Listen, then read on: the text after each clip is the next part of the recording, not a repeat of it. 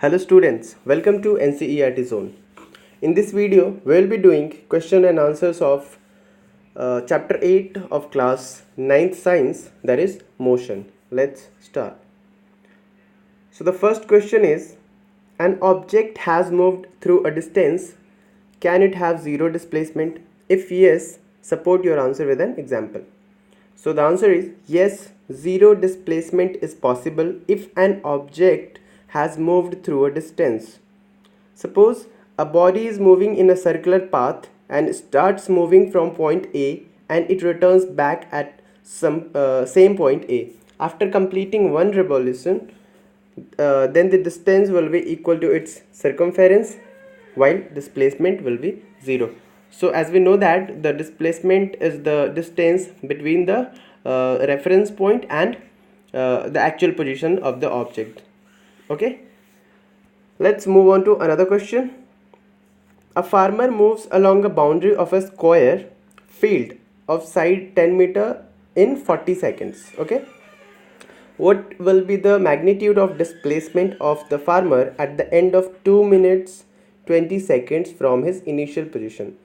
So the question is saying कि एक किसान है और वो एक स्क्वायर फील्ड के बाउंड्री पे मूव कर रहा है, चल रहा है, जो कि 10 मीटर की है, वो जो साइड है 40 सेकेंड में. ठीक है, तो अगर वो 2 मिनट 20 सेकेंड चलता है तो इनिशियल पॉइंट से उसने जहाँ से चलना शुरू किया था वो अब कहाँ पे पहुँच गया है. So given side of the square field is 10 metre, therefore perimeter will be 10 metre into 4, क्योंकि हम जानते हैं कि जो स्क्वायर होता है उसके चारों साइड्स जो है वो इक्वल होते हैं और वन साइड इसका 10 मीटर के बराबर है, तो चारों साइड मिलाकर के कितना होगा 40 मीटर्स का, राइट. तो अगर किसान एक पूरा चक्कर लगाता है तो 40 मीटर चलेगा, तो वो 10 मीटर कितने देर में चलता है, 40 सेकेंड में चलता है. ओके, सो 2 मिनट और 20 सेकेंड में कितना चलेगा, 2 मिनट 20 सेकेंड में होते हैं 140 seconds, right. Time 2 minutes 20 seconds is equal to 140 seconds. तो अगर वो 40 सेकेंड में 10 मीटर चलता है तो 140 सेकेंड में कितना चलेगा, देख लेते हैं. Therefore in first distance covered by farmer 40 divided by 40 1 minute, therefore in 140 seconds distance covered by farmer is equal to 140 metres. ठीक है, तो अगर वो 140 सेकेंड चलता है यानी कि 2 मिनट 20 सेकेंड चलता है तो 140 मीटर वो दूरी कवर कर लेता है. Now number of rotation to cover 140 along the boundary will be total distance upon perimeter. तो जो भी टोटल डिस्टेंस है और पेरीमीटर से डिवाइड करेंगे तो नंबर ऑफ रोटेशन आ जाएगा. ठीक है, यानी कि कितने चक्कर वो लगा लेगा. Total distance 140 metres, total distance 40 metres, 140 metres upon 40, तो ये आ जाएगा आपका क्या, नंबर ऑफ रोटेशन. चलिए let's move on to another question. Okay, तो 140 metres divided by 40 metres that is 3.5 rounds में वो खेत के चक्कर लगा लेगा. 2 मिनट 20 सेकेंड में कितने वो चक्कर लगाएगा, 140 सेकेंड में 3.5 round. Thus after 3.5 rounds farmer will at point C diagonally opposite to his initial position at the field. ये रहा पॉइंट सी आपका, तो यहाँ पे होगा और उसने शुरू किया था कहाँ से, पॉइंट ए से. Therefore displacement A C is equal to, अब ये बन गया आपका triangle A D C, triangle बन गया. A D is equal to 10 meters और D C is equal to 10 meters, तो ए सी कितना हो जाएगा आप निकाल लीजिए. A C is equal to root under base का square plus this is height का स्क्वायर, तो 10 square plus 10 square that is root under 200, that means 10 root 2 meters. Thus after 2 minutes 20 seconds the displacement of farmer will be equal to 10 meters to 10 root 2 meter northeast from initial position. Okay, let's move on to another question. Which of the following is true for displacement? It cannot be zero. Its magnitude is greater than the distance traveled by the object. इनमें से कौन सा true है displacement के लिए, ये zero नहीं हो सकता, बिल्कुल हो सकता है. and its magnitude is greater than the distance traveled by the object. तो आपको ऑप्शन क्या होगा, none of A and B are true, ये दोनों हो जाएगा, क्योंकि ज़ीरो तो होगा ही, हो ही सकता है. It can not be zero, ये सही नहीं है. Its magnitude is greater than the distance travel by the object, ये भी गलत है. तो दोनों में से कोई भी सही नहीं है, right. Let's move on to another question. Distinguish between speed and velocity. Speed and velocity में क्या डिफरेंस है? तो आंसर है speed has only magnitude while velocity has both magnitude and direction, right. तो स्पीड क्या होता है? स्पीड स्केलर क्वांटिटी होता है, वेलोसिटी क्या होती है? वेक्टर क्वांटिटी होती है। तो स्पीड को सिर्फ आप मैग्नीट्यूड में दिखा सकते हो, लेकिन वेलोसिटी के लिए आपको मैग्नीट्यूड एंड डायरेक्शन दोनों की ज़रूरत पड़ती है। So speed is scalar quantity and velocity is vector quantity, right. Next question is under what conditions is the magnitude of average velocity of an object equal to its average speed? किस condition में magnitude जो average velocity का होगा किसी भी object का, वो उसके एवरेज स्पीड से के बराबर होगा? Answer is the magnitude of average velocity of an object will be equal to its average speed in the condition of uniform velocity in straight line motion. अगर कोई ऑब्जेक्ट स्ट्रेट लाइन मोशन में move कर रही है और उसका जो velocity है वो यूनिफॉर्म है, तो एवरेज स्पीड और एवरेज वेलोसिटी दोनों क्या होगा? मैग्नीट्यूड दोनों का बराबर होगा। Let's move on to another question. What does the odometer of an automobile measure? किसी भी ऑटोमोबाइल का ऑडोमीटर क्या मापता है? The answer is in automobiles odometer is use to measure the distance. तो वो डिस्टेंस दिखाता है कि गाड़ी कितनी चली है। Next question is what does the path of an object look like when it is in uniform motion? उस ऑब्जेक्ट का लाइक कैसा दिखता उस ऑब्जेक्ट का पाथ कैसा दिखता है जब वो यूनिफॉर्म मोशन में चल रहा होता है? In the case of uniform motion the path of an object will look like a straight line. Okay, next question is during an experiment a signal from a spaceship reached the ground station in 5 minutes. किसी experiment में spaceship से जो signal है वो ground पे पहुंचता है, ground station पे 5 मिनट्स में। What was the distance of the spaceship from the ground station? तो डिस्टेंस क्या है दोनों के बीच का? The signal travels at the speed of light, that is 3 × 10⁸ metre per second. तो आपको डिस्टेंस निकालना है, स्पीड आपका गिवन है, स्पीड ऑफ लाइट गिवन है, एंड जो कि लाइट का स्पीड होता है 3 × 10⁸ metre per second, and time दिया है। तो हम जानते हैं कि स्पीड गिवन है, टाइम गिवन है, तो डिस्टेंस क्या होगा? Speed into time. So distance is equal to 3 × 10⁸ into 300 metres, that is 900 into 10⁸ metre per second. Next question is what will you say a body is in uniform acceleration, non-uniform acceleration? When will you say a body is in uniform acceleration and non-uniform acceleration? कब आप कहोगे कि कोई body uniform acceleration में है और non uniform acceleration में है? So the first answer is a body is said in uniform acceleration when its motion is along a straight line and its velocity changes by equal magnitude in equal interval of time.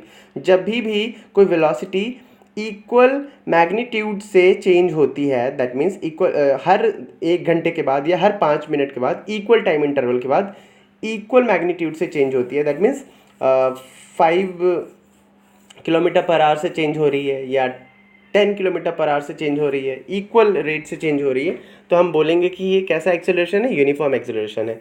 And second is a body is said in non uniform acceleration when it's motion is along a straight line and its velocity changes by unequal magnitude of equal interval of time.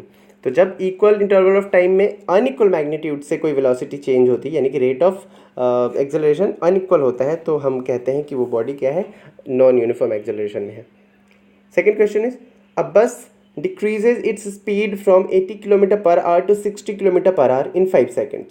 Find the acceleration of the bus. कोई बस अपनी speed 80 kilometre प्रति घंटे से 60 kilometre प्रति घंटे पे 5 second के अंदर कम कर देती है, यानी कि 5 सेकंड में कितना कम कर देती है वो? 20 किलोमीटर पर आवर। तो एक्सेलरेशन का रेट क्या है आपको पता करना है। यहाँ पे u क्या है? u मतलब इनिशियल जो वेलोसिटी है वो अपनी है 80 किलोमीटर पर आवर, राइट। अगर इसको हमें क्योंकि एक्सेलरेशन को हम कैसे दिखाते हैं? एक्सेलरेशन का जो ऐसा यूनिट होता है वो होता है मीटर पर सेकेंड स्क्वायर। तो हमें 80 किलोमीटर पर आवर को किस में चेंज करना पड़ेगा? हमें चेंज करना होगा मीटर पर सेकेंड में। तो जब हमने मीटर पर सेकेंड में चेंज किया 80 किलोमीटर पर आवर को, तो आ गया 200/9 मीटर पर सेकेंड, राइट। और v यानी कि फाइनल वेलोसिटी है 60 किलोमीटर पर आवर, इसको भी चेंज कर दे मीटर पर सेकेंड में, 150/9 आ गया। और t 5 सेकेंड दिया हुआ है। देयरफॉर एक्सेलरेशन a, तो a क्या होता है हमें पता है, फॉर्मूला है पहला v is equal to u plus a t, right. जो फर्स्ट फॉर्मूला हम देखेंगे उससे ये फॉर्मूला डिराइव होगा, v is equal to u plus a t. तो यहाँ पे आप v is equal to, v हमें पता है, so u is equal to क्या हो जाएगा, v minus u upon t. तो v minus u upon t, that means acceleration है minus 1.1 meter per second square. Okay, let's move on to another question. A train starting from a railway station and moving with uniform acceleration attains a speed of 40 km per hour in 10 minutes. Find its acceleration. एक train railway station से चलती है uniform acceleration में और 40 kilometre per hour की speed 10 minutes में वो attain कर लेती है, पहुंच जाती है। तो एक्सेलरेशन का रेट क्या है, चलिए फिर से देखते हैं। इनिशियल वेलोसिटी क्या है, यहाँ पे 0 से शुरू हुआ तो u इज इक्वल टू 0 होगा। यहाँ पे v हमारा 40 किलोमीटर पर आवर है, इसको हम मीटर पर सेकंड में चेंज कर देंगे। चेंज कर दिया, 100/9 मीटर पर सेकंड आ गया। टाइम t है 10 मिनट्स, तो मिनट्स को हम सेकंड में चेंज कर देंगे, 16 × 10 600 सेकेंड्स। एक्सेलरेशन फिर से वही फॉर्मूला लगाएंगे, v is equal to u plus a t, that means a is equal to v minus u upon t. ये फॉर्मूला लगाने से 1/14 यानी कि 0.0185 मीटर पर सेकेंड स्क्वायर हमारा आ गया rate of acceleration. Okay, let's move on to another question. What is the nature of the distance time graphs for uniform and non uniform motion of an object. Distance का nature क्या होता है time graph का uniform और non uniform motion के लिए। So the slope of distance time graph for an object is uniform motion is straight line. जब भी मोशन क्या होगा, यूनिफॉर्म होगा, तो स्ट्रेट लाइन स्लोप जो होगा वो स्ट्रेट लाइन शो करेगा डिस्टेंस लाइन ग्राफ में। एंड जब वो नॉन यूनिफॉर्म होगा तो स्लोप कैसा दिखेगा, the slope of distance time graph for an object is in non uniform motion is not a straight line, तो वो स्ट्रेट लाइन नहीं दिखेगा, right. Let's move on to another question. What can you say about the motion of an object whose distance time graph is a straight line parallel to the time axis? What can you say about the motion of an object whose distance time graph is straight line parallel to time axis? आप उस motion के बारे में क्या कहेंगे, किसी object के motion के बारे में जिसका जो डिस्टेंस टाइम ग्राफ है वो एक्स एक्सिस यानी कि टाइम एक्सिस के पैरेलल दिख रहा है। तो when the slope of distance time graph is a straight line parallel to time axis, the object is stationary। तो हम कहेंगे ऑब्जेक्ट कैसा है, स्टेशनरी है, ऊपर जा ही नहीं रहा, सीधा स्ट्रेट जा रहा है। Third question is what can you say about the motion of an object if its speed time graph is a straight line parallel to the axis। अगर वो स्पीड का जो टाइम ग्राफ है वो, तो हम क्या कहेंगे कि ये जो भी ऑब्जेक्ट है वो कांस्टेंट स्पीड के साथ चल रही है, यानी कि ना बढ़ रही है ना घट रही है, इसीलिए टाइम एक्सिस है उसके पैरेलल चल रही है। When the graph of speed time graph is straight line parallel to the time axis, the object is moving with constant speed. Next question is what is the quantity which is measured by the area occupied below the velocity time graph. What is the quantity which is measured by the area occupied below the velocity time graph. So the quantity of distance is measured by area occupied below the velocity time graph। तो velocity time graph के नीचे जो area होता है उस जो area occupied होता है उसका एरिया हम निकाल करके क्या हम बताते हैं कि डिस्टेंस का पता लगाते हैं कि डिस्टेंस क्या हो। Next question is a bus starting from a rest moves with a uniform acceleration that means 0.1 meter per second square for 2 minutes. Find the speed acquired, the distance travelled.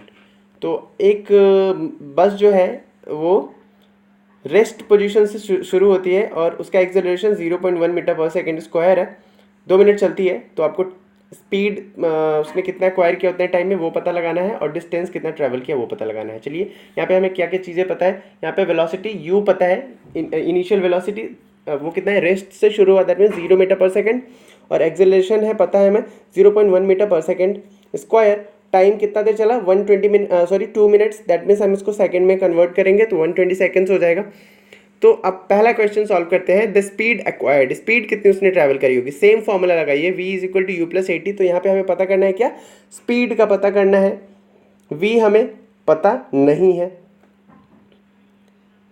तो v is equal to क्या हो जाएगा, initial velocity पता है u 0 plus a पता है और time पता है, तो v हमारा आ गया 12 meter per second. Thus, a bus will acquire a speed of 12 meter per second after 2 minutes with the given acceleration. और डिस्टेंस ट्रेवल्ड पता करना है, तो डिस्टेंस का फॉर्मूला, डिस्टेंस को हम एस मानते हैं। We know that s is equal to U T plus half A T square. तो यू हमें पता है 0 इंटू टी हमें पता है 120 seconds plus half 1/2 into acceleration into time का स्क्वायर, तो आ जाएगा 720 मीटर्स। तो बस ने कितना डिस्टेंस ट्रैवल किया? 720 meters in the given time of 2 minutes, right. Next question is a train is traveling at a speed of 90 km per hour. Brakes are applied so as to produce a uniform acceleration of minus 0.5 meter per second square. Find how far the train will go before it is brought to rest. एक train जो है वो travel कर रही है 90 kilometre per our के speed से। Break apply किया जाता है, ब्रेक्स जो है वो अप्लाई किया गया so as to produce a uniform acceleration of minus 0.5 meter per second square. Find how far the train will go before it is brought to rest. तो ट्रेन को कितना दूर जाना पड़ेगा जब तक कि u जो है v जो है वो 0 हो जाए, यानी कि रेस्ट पोजीशन में आ जाए। इनिशियल वेलोसिटी पता है 90 km पर आवर, तो हम इसको कन्वर्ट कर देंगे मीटर पर सेकेंड में, तो हो जाएगा कितना 25 metre per second. Final velocity हमें 0 पे पहुंचना है, एक्सेलरेशन पता है minus 0.5 meter per second square, distance travel पता नहीं है। तो ये फॉर्मूला जब यूज़ करेंगे v square is equal to u square plus 2as, तो वी स्क्वायर क्या है minus u square upon 2a, s is equal to क्या हो जाएगा, क्योंकि डिस्टेंस पता करना है, एस इज इक्वल टू हो जाएगा v square minus u square upon 2a, तो 0 स्क्वायर माइनस 25 के स्क्वायर अपॉन 2 और एक्सेलरेशन माइनस 0.5, तो 625 meters. Therefore train will go 625 meters before it brought to rest. Next question is, a trolley while going down an inclined plane has an acceleration of 2 centimeter per second square. अब देखिए centimetre में दिया हुआ है। What will be its velocity 3 second after the start. एक trolley जो है वो प्लेन में है और प्लेन उड़ने लग गई, तो क्या हुआ कि वो नीचे जाने लग गई प्लेन में। एक्सेलरेशन कितना है उसका 2 सेंटीमीटर पर सेकेंड स्क्वायर। तो velocity what will B its velocity 3 second after the start. तो 3 सेकेंड के बाद इसकी वेलोसिटी कितनी हो जाएगी, आपको पता लगाना है यहाँ पे v। Here the initial velocity is 0 metre per second and acceleration 2 centimeter per second. तो इसको हमें कन्वर्ट करना पड़ेगा 2 मीटर पर सेकेंड स्क्वायर में, राइट। तो सेंटीमीटर को मीटर में जब चेंज करेंगे तो 0.2 हो जाएगा, ठीक है, metre per second square. Time 3 seconds है, फाइनल वेलोसिटी पता नहीं, यही तो पता लगाना है। तो फॉर्मूला है v is equal to u plus 80, therefore v is equal to 0 plus 0.02 into 3 meter per second, then v is equal to 0.06 meter per second. Therefore, the velocity, final velocity of trolley will be 0.06 meter per second after start. A racing car has a uniform acceleration of 4 meter per second square. एक racing car की uniform acceleration कितनी है 4 meter per second square.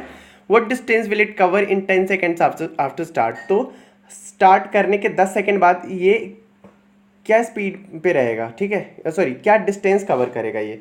तो हमें क्या क्या पता लगाना है, एक्सेलरेशन पता है, ए पता है, इनिशियल वेलोसिटी पता है, टाइम पता है, डिस्टेंस कवर्ड हमें पता लगाना है। तो s is equal to U T plus half A T square का हम फॉर्मूला जब अप्लाई करेंगे तो एस आ जाएगा 200 मीटर। इसका मतलब ये डिस्टेंस कवर करेगा, वो कितना करेगा 200 meter after 10 seconds. Let's move on to another question. A stone is thrown in a vertically upward direction with a velocity of 5 meter per second. एक स्टोन फेंका जाता है, वर्टिकली ऊपर की तरफ फेंका जाता है और उसकी वेलोसिटी कितनी है 0.5 meter per second. If the acceleration of the stone during its motion is 10 metre per second square, अगर एक्सेलरेशन कितनी है उसकी 10 metre per second square in the downward direction आने के टाइम पे, what will be the height attained by the stone and how much time will it take to reach there. तो ऊपर जाते समय वो कितनी ऊंचाई तक पहुंचेगा, मतलब कितना डिस्टेंस ट्रेवल करेगा और कितना टाइम लेगा वो वहां तक पहुंचने में। So here we know that initial velocity is 5 metre per second, final velocity 0 metre per second, acceleration क्योंकि डाउनवर्ड है 10 metre per second square, that means minus negative है, minus 10 metre per second square होगा। Height पता नहीं है, ये तो पता लगाना है। So time taken to reach there ये भी पता लगाना है। तो सबसे पहला फॉर्मूला हम यूज़ करेंगे v square is equal to u square plus 2as। यहाँ से हमें क्योंकि v पता है u पता है, सिर्फ यहाँ से डिस्टेंस निकाल लेंगे। तो v 0 यानी कि v square 0 is equal to u का स्क्वायर 5 का square plus 2 into as acceleration में पता है -10 इंटू एस, ठीक है, एस ही तो पता लगाना है यहाँ पे, तो 0 is equal to 25 minus 20 s is equal to 25/20, that means 1.25 meters. तो डिस्टेंस हमें पता चल गया 1.25 मीटर्स। अब टाइम पता लगा लेंगे, v is equal to u plus 80 से, 0 is equal to 5 plus -10 into t, तो t is equal to 0.5 seconds, right. Thus stone will attain a height of 1.25 meter and the time taken to attain the height is 0.5 seconds. Let's move on to another question. An athlete completes one round of circular track of a diameter 20 meter in 40 seconds. एक athlete है जो complete करता है एक round एक circular track का, जिसकी diameter कितनी है 200 मीटर, और यानी कि डायमीटर 200 मीटर है, तो हमें सरकमफेरेंस निकालना पड़ेगा पहले। तो और ये 40 सेकेंड्स टाइम लेता है। What will be the distance covered and displacement at the end of 2 minutes 20 seconds? तो जब वो 2 मिनट 20 सेकेंड यानी कि 140 सेकेंड वो दौड़ जाता है, तो डिस्प्लेसमेंट क्या होगी और उसने टोटल डिस्टेंस कितना कवर किया ये पता लगाना है, ठीक है। So time taken is 2 minute 20 second, that means will convert into seconds, that means it is 140 seconds. Radius is equal to r 100 meter, क्योंकि डायमीटर 200 मीटर है, तो रेडियस कितना हो जाएगा diameter upon 2, that means 100 meters. So when we know radius, तो हम क्या निकाल सकते हैं 2 पाई आर से इसका सरकमफेरेंस निकाल सकते हैं ना, टोटल कितना एक राउंड लगाने में कितना डिस्टेंस हम ट्रेवल करेंगे वो हमें पता चल जाएगा। इन 40 seconds the athlete complete one round, 40 second में एक राउंड वो कंप्लीट कर लेता है, right. So in 140 seconds the athlete will complete कितना 140 अपॉन 40, 140 टोटल टाइम अपॉन 40, यानी कि 3.5 राउंड वो लगा लेगा, 3.5 राउंड्स वो लगा लेगा। Distance covered in 140 seconds will be 2 pi r into 3.5 rounds, 2 pi r circumference हम निकाल लेंगे टोटल, जो सॉरी पेरीमीटर निकाल लेंगे, हाँ वही सरकमफेरेंस जो भी है, 2 into 22/7 into 100 into 3.5, that means 2200 meters वो दौड़ लेगा, ठीक है। तो डिस्टेंस हमें पता चल गया 2200 meter. At the end of this his motion the athlete will be in the diametrically opposite position, displacement is equal to diameter 200, displacement कितना होगा उसका 200 मीटर होगा। Next question is Joseph jogs from one end A to another end B of a straight 300 meter road in 2 minutes, okay. Joseph एक point A से B तक जो straight line में वो जॉगिंग करता है और 300 मीटर कवर करता है 2 मिनट्स में एंड 30 सेकेंड्स में, and then turns around and jogs 100 meter back to point C, right. और फिर वो क्या करता है टर्न होता है और पॉइंट सी तक 100 मीटर वो जाता है इन अनदर 1 मिनट में। What are Joseph's average speed and velocity in jogging? तो आपको एवरेज स्पीड निकालनी है from A to B, from A to C, A to B और ए टू सी में। So the answer is for motion from A to B में चलने के लिए डिस्टेंस उसने कवर किया 300 मीटर्स, डिस्प्लेसमेंट हुआ 300 meters, time taken 150 seconds.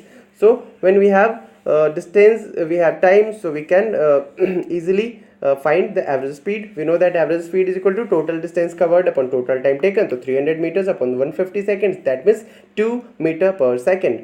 Average velocity here will be net displacement upon time taken. Displacement कितना है 300 मीटर है, क्योंकि वो वापस मुड़ा नहीं, तो 300 metre upon 150 seconds, that means 2 meter per second. So here the average speed and average velocity will be equal.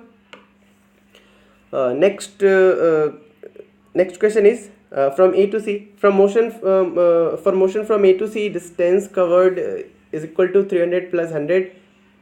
So 400 metre, क्योंकि वो A से B 300 गया एंड देन B से C जा रहा है, तो 100 मीटर और चला, तो 400 meters. Displacement will be AB minus CB, 300 minus 100, क्योंकि वो 100 मीटर और पीछे आ गया सी की तरफ, तो डिस्प्लेसमेंट यहाँ पे 200 मीटर है, डिस्टेंस 400 मीटर है एंड डिस्प्लेसमेंट 200 मीटर, राइट, क्योंकि वो टर्न हो गया, घूम गया और वापस आ रहा है सी की तरफ। Time taken 2.5 minute plus 1 minute, that means 3.5 minutes, that means 210 seconds. Therefore average speed is equal to total distance covered 400 upon 210, that means 1.90 meter per second, and average velocity will be net displacement upon time taken 200 meter upon 210 seconds, that is 0.952 meter per second. Another question is, Abdul while driving to school, Abdul जब school की तरफ drive करता है, computes the average speed for his trip to be 20 kilometer per hour. तो उसकी speed कितनी होती है? जब वो एवरेज स्पीड निकालता है तो स्पीड वो एवरेज उसका होता है 20 kilometer per hour on his return trip along the same route. और जब वो रिटर्न करता है सेम रूट से, there is less traffic and the average speed is 30 kilometer per hour. जबकि आते समय ट्रैफिक भी लेस होता है, उसकी average speed 30 kilometer per hour हो जाती है। What is the average speed of Abdul trip? तो सब मिलाकर के अब्दुल की एवरेज ट्रिप कितनी हो गई? Let's one side distance x kilometer, एक साइड का डिस्टेंस हम मान लेते हैं x किलोमीटर है। Time taken for forward trip, तो जब जाते समय तो कितना टाइम लिया उसने? Time is equal to distance upon speed x upon 20 आर, हाँ टाइम इतना हो गया। देन रिटर्न जब करता है तो 30 किलोमीटर पर आवर की स्पीड से आता है वो, तो टाइम कितना लग गया? x अपॉन 30 किलोमीटर, क्योंकि डिस्टेंस तो x ही है, चाहे जाओ चाहे आओ x ही किलोमीटर जाना है आपको, तो 30 x अपॉन 30 आर। तो टाइम हमें पता चल गया, दोनों तरफ आने जाने में x plus 20 upon x plus 30, x upon 20 plus x upon 30, that means 5x upon 60 are. ये तो हमें पता चल गया कि टाइम इतना लगता है आने जाने में। टोटल डिस्टेंस कितना है भाई? x plus x 2x, right. तो एवरेज स्पीड हमें पता है, total distance upon total time, तो 2x upon 5x upon 60, that means 24 kilometre per our. Next question is, a motorboat starting from rest on a lake accelerates in a straight line at a constant rate of 3.0 meter per second square for 8 seconds. How far does the boat travel during this time? एक motor boat जो है वो rest से शुरू करता है, that means initial velocity उसकी जो होती है वो जीरो होती है, स्ट्रेट लाइन में वो एक्सेलरेट करता है कांस्टेंट रेट से। 3.0 मीटर पर सेकेंड स्क्वायर का एक्सेलरेशन रेट है, 8 सेकेंड के लिए वो करता है। हमें निकालना क्या है? हाउ फार डिस्टेंस निकालना है हमें, तो हम कौन सा फॉर्मूला यूज़ कर लेंगे? S is equal to U T plus half A T square. S हमें निकालना है, यू हमें पता है, ए हमें पता है, टी हमें पता है, तो निकाल लीजिए। 26 मीटर आपका निकल जाएगा distance. Another question is, a driver of a car travelling at a 52 kilometer per hour, एक कार का ड्राइवर 52 किलोमीटर पर आवर की स्पीड से कार चला रहा है, applies the brakes and accelerates uniformly in the opposite direction. Brake apply करता है और एक्सेलरेशन कैसा हो रहा है? Uniformly in the opposition direction, opposite direction में हो रहा है, एक्सेलरेट हो रहा है, लेकिन यूनिफॉर्म रेट से हो रहा है, right. The car stops after 5 seconds, car 5 second के बाद रुक जाती है। Another driver going at 34 kilometre per hour in another car applies his brakes slowly at stop in 10 seconds, और वो 10 सेकेंड में रुक जाता है। On the same graph paper, plot the speed versus time graph for two cars. तो दोनों car के लिए speed versus time graph आपको प्लॉट करना है। Which of the two cars traveled farther after the brakes were applied? तो कौन सी car आगे तक जाएगी? तो चलिए, in the following graph, A, B and C, D are the time graph for the two cars whose initial speeds are 52 km per hour, that means 14.4 meter per second, and 30 km per hour, that means 8.9 meter per second respectively. So नीचे here is time and on the y-axis there is speed in meter per second. So the speed is 0, 4, 8, 12, 6, right? And the time is 5, 10 and 15 with the interval of 5.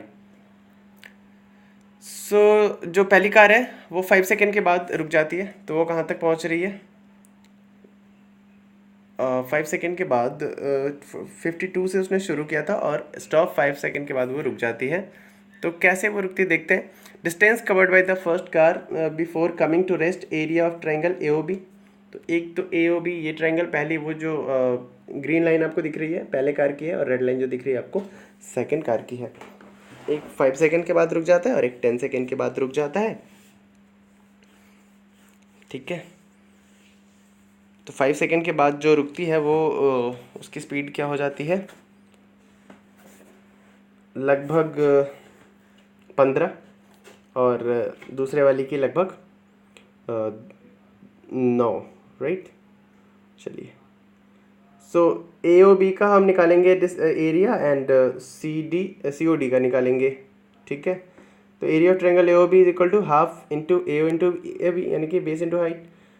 सो पहले का आ जाएगा 36.1 metre and दूसरे का जब ऐसे निकालेंगे तो 47.2 मीटर्स आ जाएगा। दस the second car travels farther than the first car after they applies brakes. पहली चली 36 मीटर अप्रॉक्स एंड दूसरी 47, तो ज़्यादा दूर कौन चल रही है? दूसरी वाली कार। ठीक है, let's move on to another question. Shows the distance time graph of 3 objects. 3 object का डिस्टेंस टाइम ग्राफ दिया है ए, बी एंड सी का। Study the graph and answer the following question. आपको ये स्टडी करना है। ये देखिए नीचे टाइम है आर में है एंड डिस्टेंस किलोमीटर में है। तो which of the 3 is travelling fastest? कौन ज़्यादा फास्ट चल रहा है? तो देखिए ज़्यादा फास्ट कौन चल रहा है? जिसकी सबसे स्लोप जो है सबसे ऊपर है वो फास्ट चल रहा है ना, सबसे ऊपर। तो बी सबसे ज़्यादा फास्ट चल रहा है। So B is travelling fastest as he is taking less time to cover more distance, है ना। Second question, are all 3 ever at the time point on the road? Are all 3 ever at the same point on the road? क्या तीनों कभी किसी point पे एक साथ मिलेंगे? So all 3 are never at the same point on the road. यहाँ पे तो नहीं मिल रहे हैं, कहीं पे नहीं मिल रहे, राइट। कहीं कहीं पे बी और सी मिल रहे हैं, कहीं कहीं पे बी और ए मिल रहे हैं, लेकिन तीनों एक साथ कहीं नहीं मिल रहे हैं। ठीक है, how far has C travelled when B passes A? B ने जब ए को पास किया, ये देखिए बी ने जब ए को पास किया, ये रहा ए, बी ने जब ए को पास किया तो सी कितना चल चुका था? सो अप्रॉक्सीमेटली 6 किलोमीटर वो चल चुका था। And how far has B travelled by the time it passes C? और बी ने कितना कितना चल गया था जब उसने सी को पास किया? तो बी यहाँ पे सी को पास कर रहा है, सी को पास कर रहा है, और सी तो कितना चल चुका था? लगभग 7 किलोमीटर चल चुका था। ठीक है, next question is, a ball is gently dropped from a height of 20 metre. एक बॉल को ड्रॉप किया जाता है 20 मीटर की हाइट से।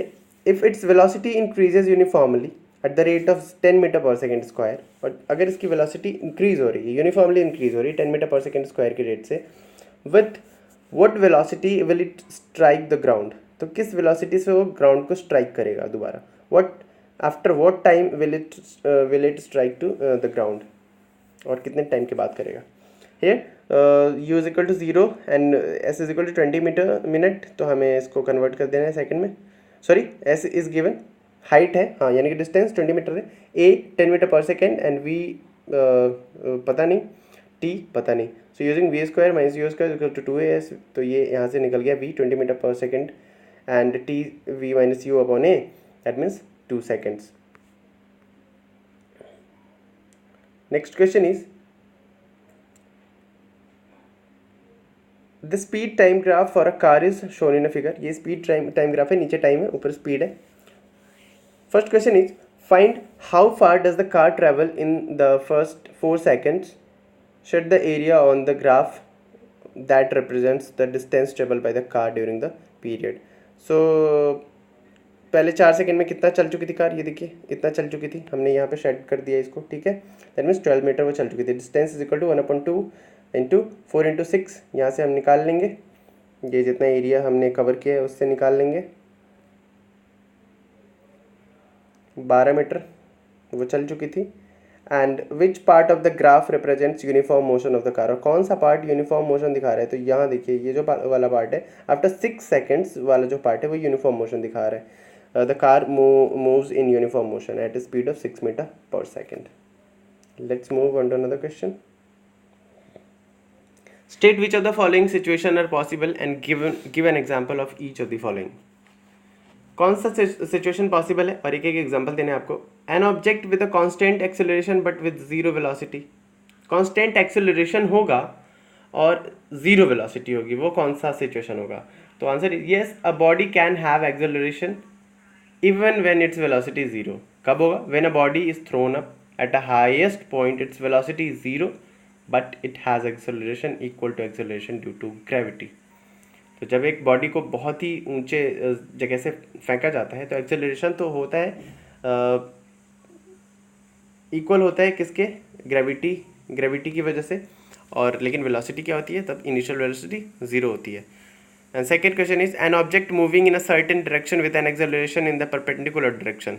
एक ऑब्जेक्ट किसी सर्टेन डायरेक्शन में जा रही है with an acceleration in the perpendicular direction, और एक्सेलरेशन परपेंडिकुलर डायरेक्शन में लग रहा है। Yes, an acceleration moving horizontally एक acceleration moving horizontally is acted upon the acceleration due to gravity that acts vertically downwards. Next question is, an artificial is moving in a circular orbit of radius 42,250 km. Calculate its speed if it takes 24 hours to revolve around the earth. So the answer is here r is equal to मैं पता है radius है 42,250 kilometre, that means metre में change करेंगे तो इतना हो जाएगा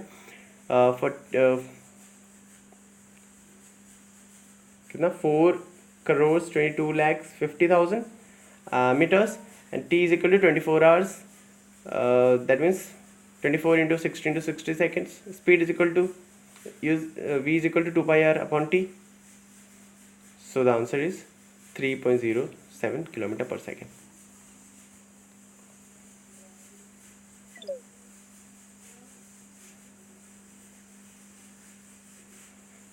So here is additional exercises. The following is the distance timetable of an object in motion. Time in seconds. Time in seconds 0, distance in meters 0, 1. So the question is, what conclusion can you draw about the acceleration? Is it constant, increasing, decreasing, or let's और zero? तो क्या acceleration क्या है? Constant है, increase हो रहा है, decrease हो रहा है? तो first the answer is there is an unequal change in the distance in equal interval of time. देखिए डिस्टेंस में अगर एक्सेलरेशन यूनिफॉर्म होता तो डिस्टेंस भी हम इक्वल ही कवर करते, लेकिन ये अनइक्वल डिस्टेंस दिखा रहे हैं. इसका मतलब क्या है? वेलोसिटी तो है ही नॉन यूनिफॉर्म, साथ ही साथ एक्सेलरेशन भी क्या है? नॉन यूनिफॉर्म है. Another question is, what do you infer about the forces acting on the object? According to Newton's second law of motion, the force acting on an object is directly proportional to the acceleration produced in an object. In the given case, the increasing acceleration of the given object indicates that the force acting on the object is also increasing. And the question is, two persons managed to push a motor car of mass 1200 kg at a uniform velocity along a level road.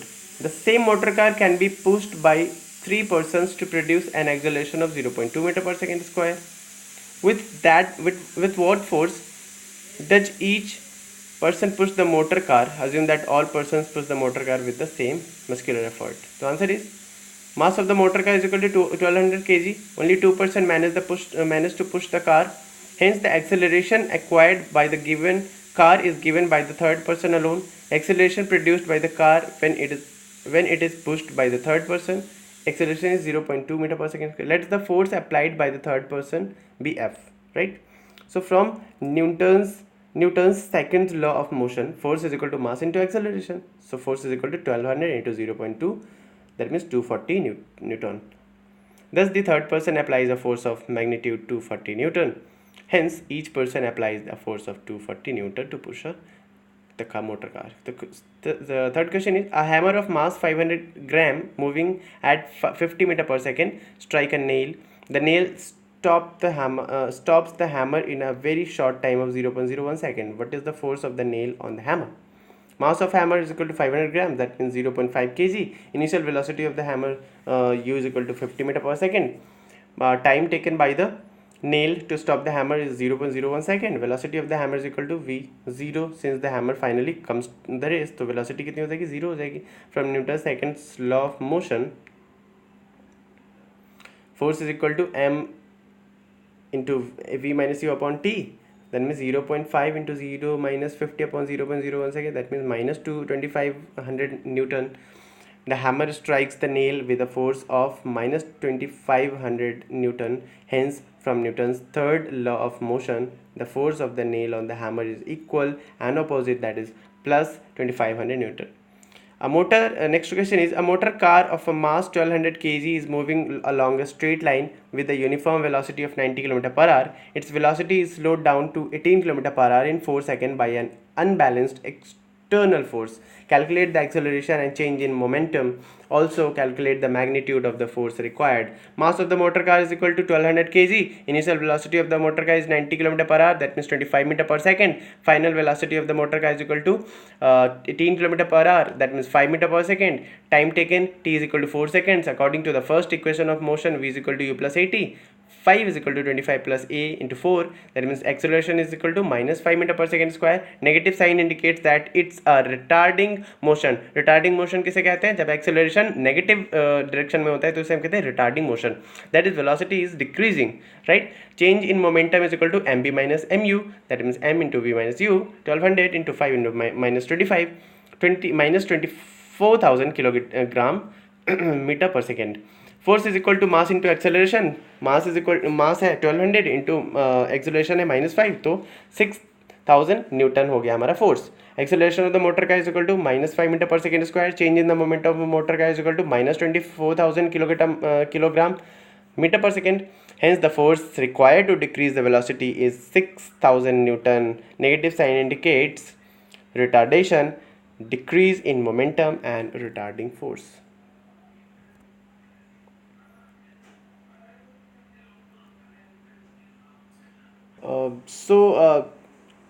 Don't read the additional question that I just taught you, because there is the questions related to the next chapter. I'm sorry for that.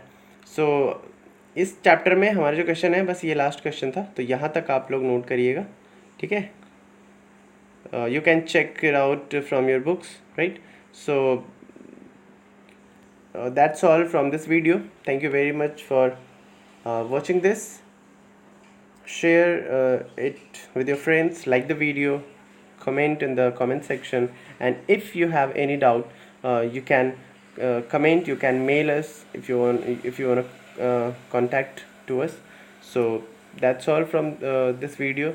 Thank you very much. Let's meet with another chapter with another question answer series. Till then, bye bye, take care, and don't forget to subscribe the NCERT Zone.